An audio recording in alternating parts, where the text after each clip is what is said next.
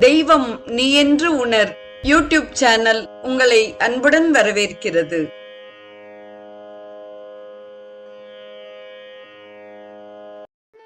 அன்பு உள்ளங்கள் அனைவருக்கும் இனிய சுபதின வணக்கம். உள்ளம் பெருங்கோவில் ஊனுடம்பு ஆலயம், வள்ளல் பிரானார்க்கு வாய் கோபுரவாசல், தெள்ளத் தெளிவார்க்கு சீவன் சிவலிங்கம், கள்ளப் புலனைந்தும் காளாமணி விளக்கே. நமது உடம்பே ஆலயம், நமது உள்ளம் கடவுள் இருக்கும் கருவறை. உலக உயிர்களுக்கு அருளை வாரி வழங்கும் வள்ளலாகிய பரம்பொருளை சென்று வழிபடும் வெளிவாசலான கோபுர வாசலாக விளங்குவது நம் வாய். அறியாமை என்னும் இருள் அகன்று தெளிவான மனநிலை வாய்க்கப்பட்டவர்களுக்கு உயிரே வழிபட்டு வணங்கத்தக்க சிவலிங்கமாகிறது. இவ்வாறு அறிந்து வழிபடுபவர்களுக்கு கண், மூக்கு, வாய், செவி, உடம்பு ஆகியவை அழிவை தருகிற வஞ்சகமான ஐம்புலன்களும் கோவிலின் பெரிய ஒளி வீசுகிற விளக்குகளாக திகழ்கிறது என்பது பாடலின் பொருளாக அமைந்துள்ளது. ஆதிசங்கர பகவத்பாதர் அருளி செய்த சிவானந்த லகரியின் 9வது பாடலை நாம் இன்று சிந்திக்க இருக்கிறோம். கபீரே காசாரே விஷதி விஜனே கோர விபினே, விஷாலே சைலேச்ச பிரமதி குசுமார்த்தம் ஜடமதிஹி, சமர்ப்யைக்கம் சேதக சரசிஜ உமாநாத பவதே, சுகேனாவஸ்தாதும் ஜனயிக ந ஜானாதி கிமஹோ. தொடர்வது இப்பாடலின் விளக்கம். கபீரா என்றால் ஆழமான என்று பொருளாகிறது. காசார என்றால் மடு. கபீரே காசாரே ஆழமாக இருக்கிற மடுவிலும், விஜனே கோர விபினே ஜன நடமாட்டம் இல்லாத கொடிய காட்டிலும், விஷாலே சைலேச்ச பெரிய பெரிய மலைகளிலும், குசுமார்த்தம் ஜடமதிஹி விஷதி பிரமதி இறைவனை அர்ச்சிப்பதற்கு ஏதாவது பூக்கள் கிடைக்குமா என்று அலைந்து திரிகிறான். சமர்ப்யைக்கம் சேதக சரசிஜம் நம்மிடம் இருக்கும் மனமாகிய தாமரையை, உமாநாத பார்வதியின் நாயகனாகிய பரமேஸ்வரனிடம், பவதே சுகேன சமர்ப்பிய உன்னிடத்தே மகிழ்ச்சியுடன் அதை அர்ப்பணித்துவிட்டு, சுகேன அவஸ்தாத்தும் அங்கும் இங்கும் ஓடி ஓடி அலையாமல் சுகமாக ஓரிடத்தில் இருப்பதற்கு, இக ஜனக ந ஜானாதி கிம் இங்கே உள்ள மனிதனுக்கு அறிந்து கொள்ள முடியவில்லையே, அஹோ ஆச்சரியமாக இருக்கிறதே என்கிறார் ஆதிசங்கரர். இப்பாடலின் ஆழமான கருத்து என்னவென்றால், மனத்தாமரையை தூய்மைப்படுத்தி அதை சிவபெருமானின் சரணத்தில் அர்ப்பணம் செய்ய வேண்டும். ஆகவே சிவ பூஜைக்காக நாம் பூவை தேடி வேறு எங்கும் அலைய வேண்டிய அவசியம் இல்லை. அலைந்து திரியாமல் ஓரிடத்தில் இருப்பது என்பது தவமாகிறது. ஆகவே நமது மனமே சிவ பூஜைக்கு உகந்த புஷ்பம் என்று ஆதிசங்கர பகவத்பாதர் அழகாய் நிறைவு செய்கிறார்.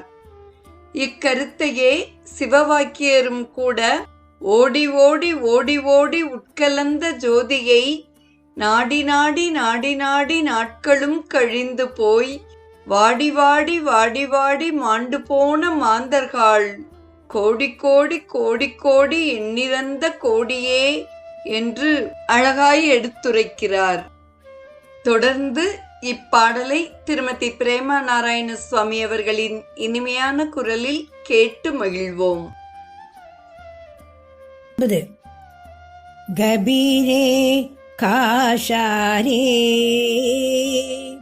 கபீரே காசாரே விஷதி விஜனே கோர விபினே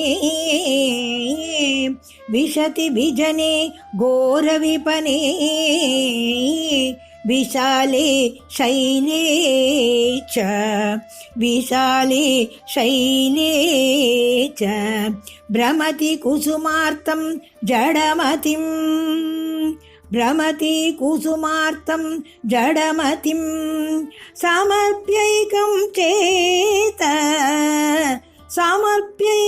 चेत सरसिजम् उमानाथ भवति सरसिजम् उमानाथ भवति सुखेन वस्तातुं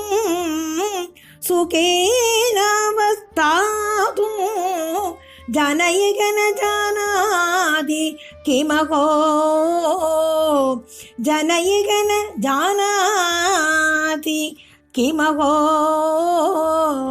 जनयिगन जानाति किमहो.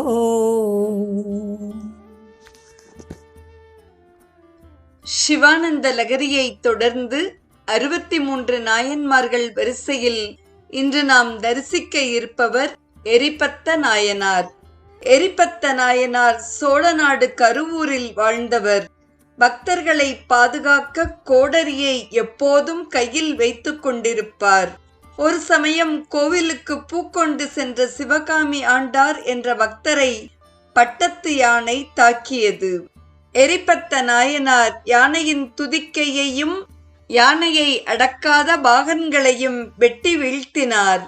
நடந்ததை அறிந்த அரசன் புகழ்ச்சோழன் பட்டத்து யானையின் செயலுக்கு தாமும் பொறுப்பு என்பதை உணர்ந்து தண்டனை வேண்டி தமது வாளை எரிபத்தரிடம் தந்தான்.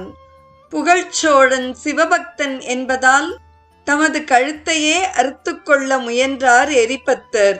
பதறிப்போன மன்னன் இச்செயலை தடுத்தான். சிவபெருமானின் அருளால் யானையும் பாகனும் உயிர் பெற்றார்கள்.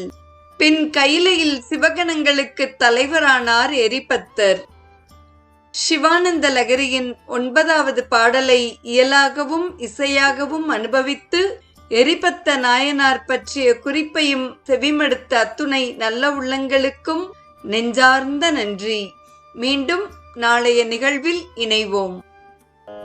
தெய்வம் நீ என்று உணர் யூடியூப் சேனலை கேட்டு மகிழ்ந்த நீங்கள் உங்கள் நட்பு வட்டத்திற்கும் பகிர்ந்து தொடர்ந்து உங்களது நல்ல ஆதரவினை சப்ஸ்கிரைப் செய்து வழங்குமாறு அன்புடன் வேண்டுவது உங்கள் அன்பின் விசாலம்.